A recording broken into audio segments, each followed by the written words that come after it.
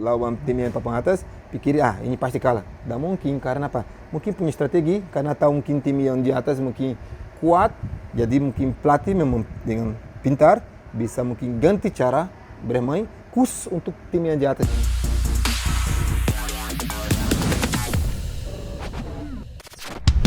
Liga 1 musim kompetisi 2024-2025 resmi rampung pada hari Sabtu 24 Mei 2025 dengan Persib Bandung sebagai juara bertahan.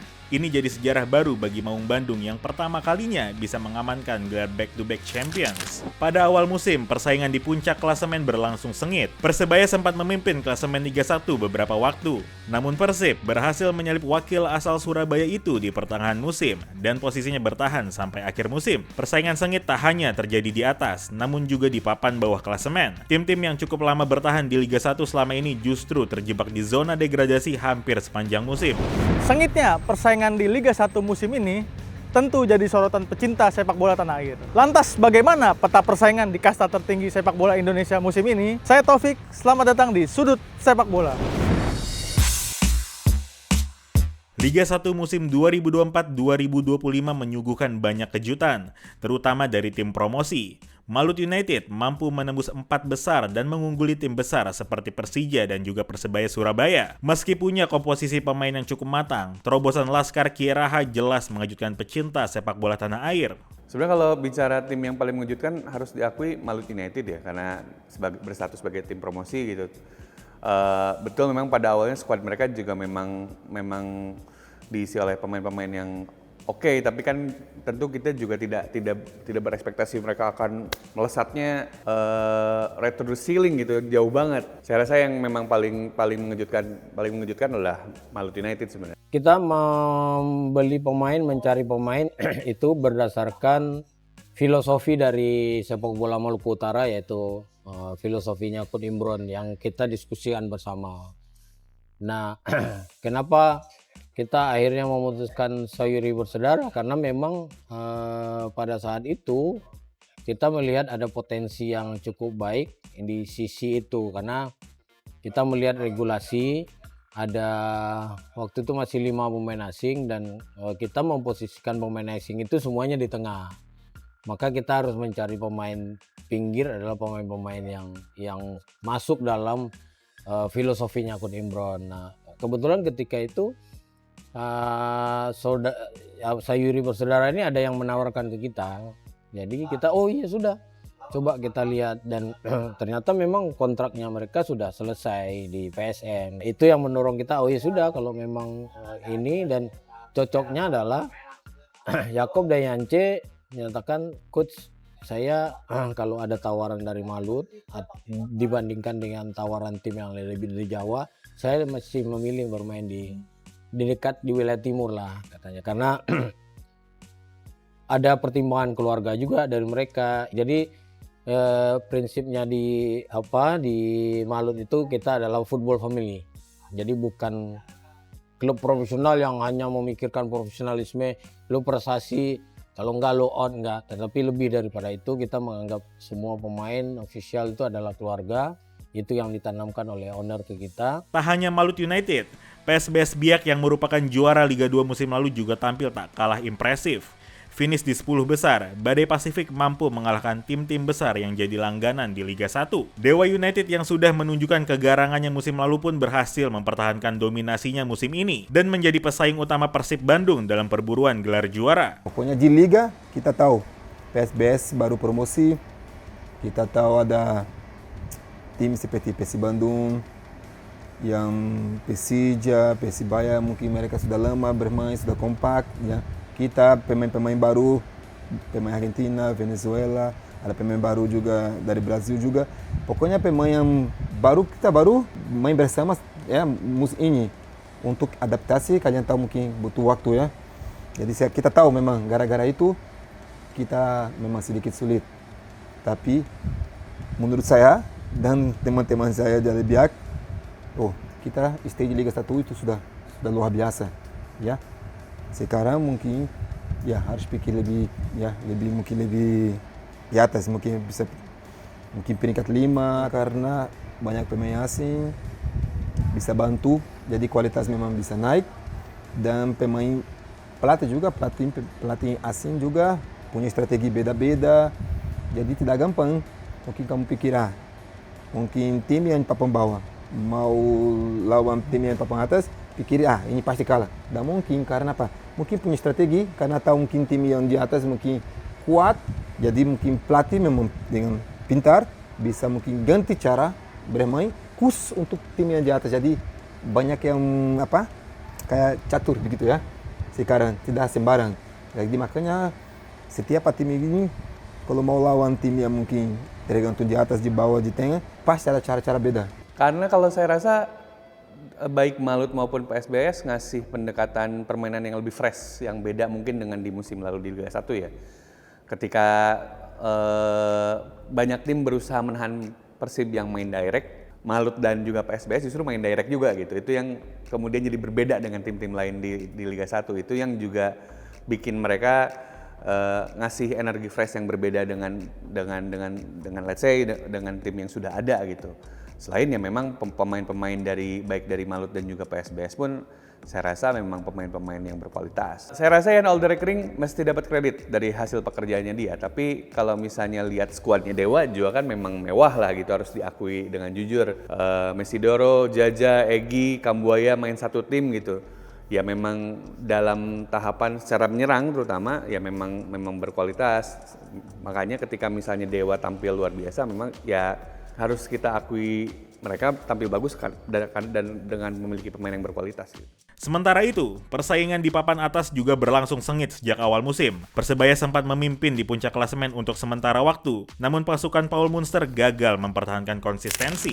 Hal ini menyebabkan Persib bisa menyalip wakil asal Surabaya itu sejak pertengahan musim dan mempertahankan statusnya sebagai juara bertahan. Tak hanya Persebaya, Persija yang juga sempat bersaing di posisi 4 besar justru terlempar dari perburuan gelar juara karena rentetan hasil buruk di pertengahan musim. Bali United, Madura United, dan juga Borneo FC yang musim lalu bermain di Championship Series pun kesulitan untuk menembus peta persaingan papan atas. Di sisi lain, mungkin yang tidak sesuai ekspektasi Borneo FC karena kan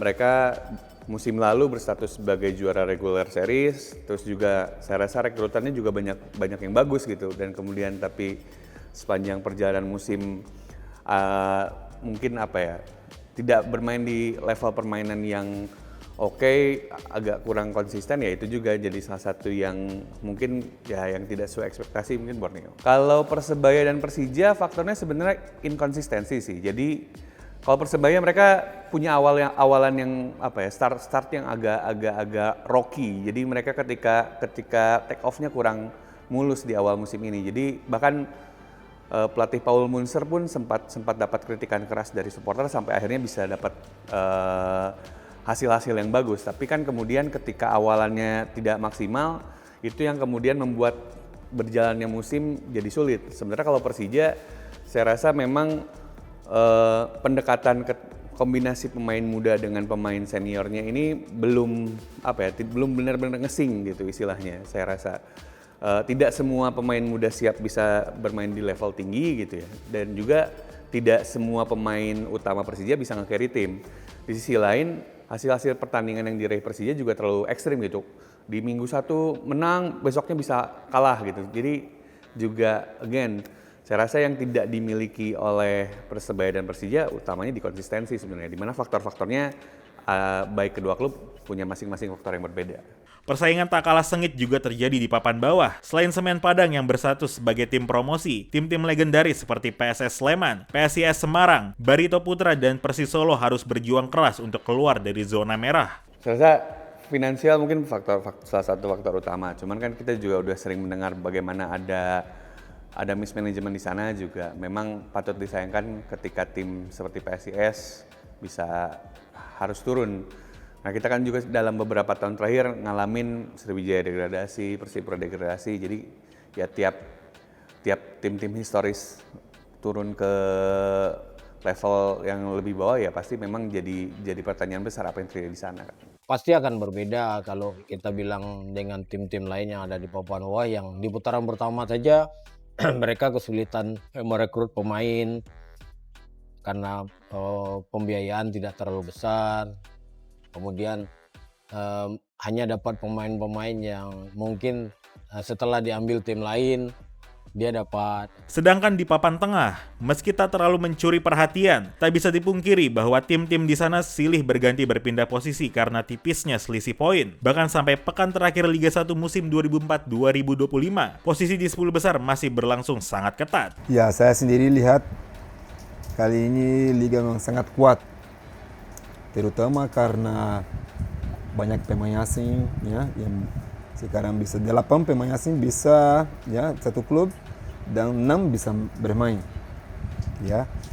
Jadi gara-gara itu memang liga sangat kuat dan kita pemain asing yang datang ke Indonesia itu kita bawa pengalaman, bawa budaya, bawa caranya, gaya-gaya yang negara masing-masing ya, itu mungkin bisa sangat berkembang untuk masa depan Liga Indonesia, dan pemain-pemain muda dari asli Indonesia bisa mungkin belajar dengan pemain-pemain asing yang datang. Jadi yang selalu saya katakan, yang penting pemain asing yang datang ke Indonesia mungkin harus tambah, harus bawa sesuatu yang positif. Ya, itu yang saya harap selalu kalau pemain baru datang bawa sesuatu yang pemain Indonesia mungkin bisa belajar yang baik. Persaingan Liga 1 musim ini terbukti ketat di segala lini, tak hanya dalam perburuan gelar juara. Meski Persib bertahan di puncak klasemen sejak paruh musim, butuh waktu cukup lama sebelum Maung Bandung mengunci gelar juara. Jika berbicara soal Persib, performa tim asuhan Bojan Hodak ini jelas tak bisa disisihkan. Permainan Persib yang banyak mengandalkan serangan balik dan lebih banyak bermain bertahan diakui sangat membosankan.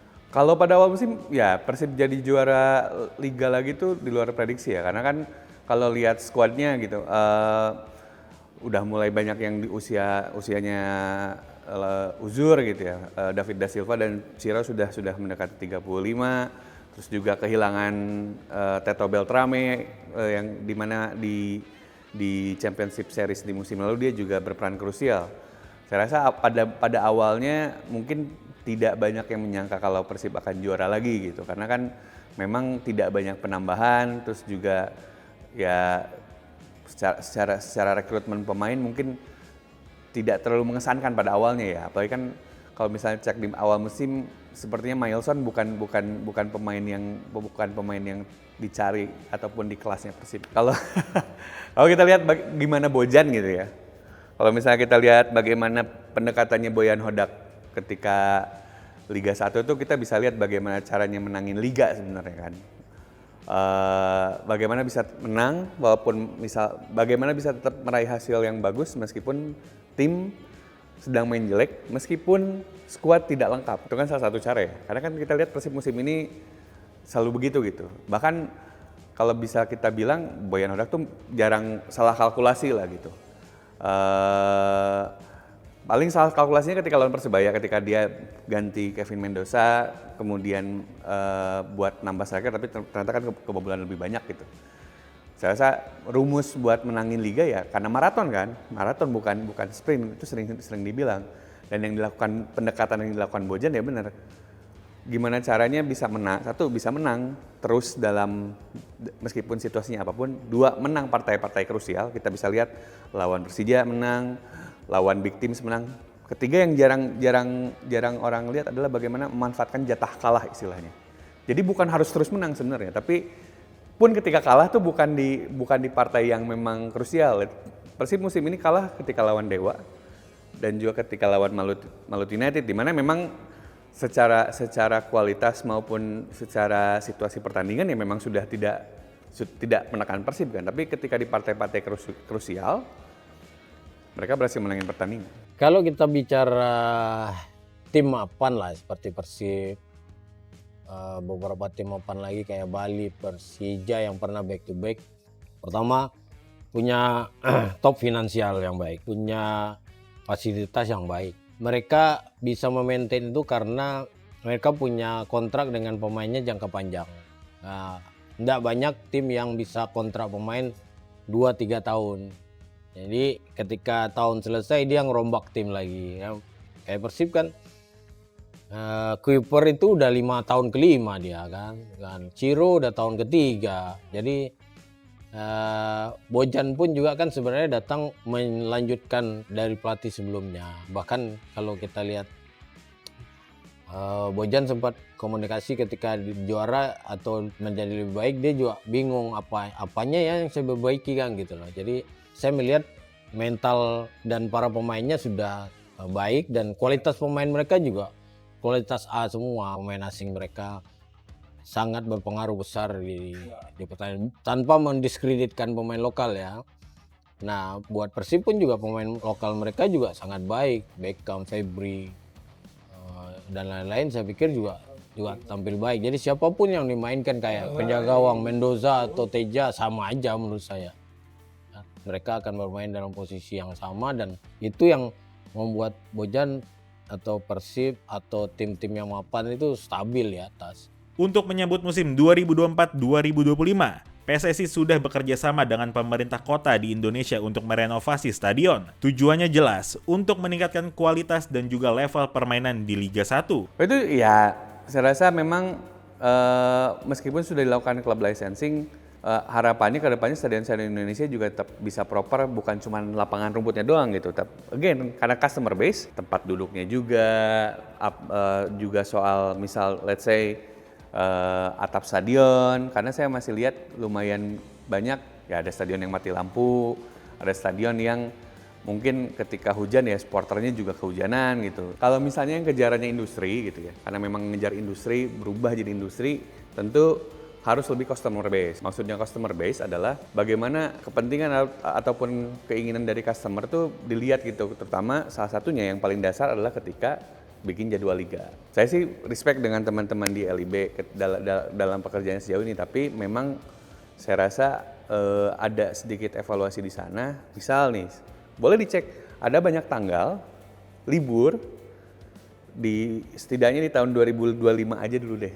Itu justru tidak ada pertandingan sepak bola, padahal disitulah justru aspek bisnis yang bisa diraih gitu. Pertandingan itu justru pas libur, ngisi waktu orang liburan gitu. Pun dengan jam saya rasa pengaturan pertandingan pun harus disesuaikan. Kalau misalnya let's say tim-tim box office gitu ya, kayak Persib, Persija, Persebaya kan nggak mungkin ditaruh sore gitu, karena sayang gitu, karena pendukungnya kan mungkin belum pulang kantor lah. Kalau let's say misalnya di midweek ataupun misalnya di weekend, tentunya kalau misalnya di posisi yang lebih malam akan jadi lebih. Saya nggak ngeritik ininya ya, cuman saya rasa pendekatan yang harusnya dilakukan ke depannya kalau memang kejarannya industri, ya harus lebih customer base justru, bukan soal Liga 1 itu gitu. Tentunya dengan tidak mencederai fair play sepak bolanya. Demikianlah rapor Liga 1 musim 2024-2025. Tentunya kita berharap persaingan yang lebih sengit serta kualitas yang lebih baik akan tersaji musim depan. Sampai jumpa di episode selanjutnya.